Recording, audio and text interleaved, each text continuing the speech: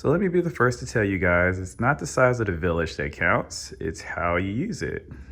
So you can kind of see here that, like with some of our additional village pieces, we've actually do like little miniature moments or villages on like bookshelves, these little mini villages.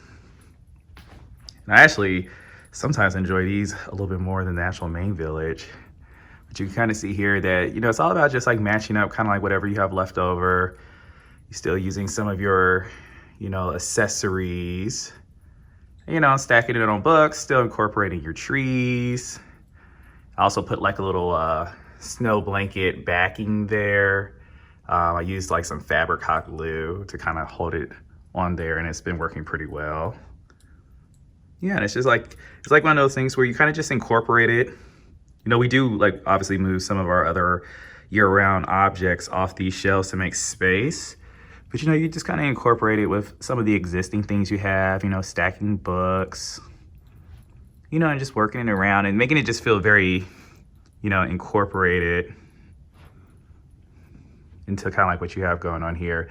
And again, it just makes a very nice little ambiance. Definitely when you're watching holiday movies. Kind of see here again, just kind of like working our other buildings into just kind of like what we currently already have going on.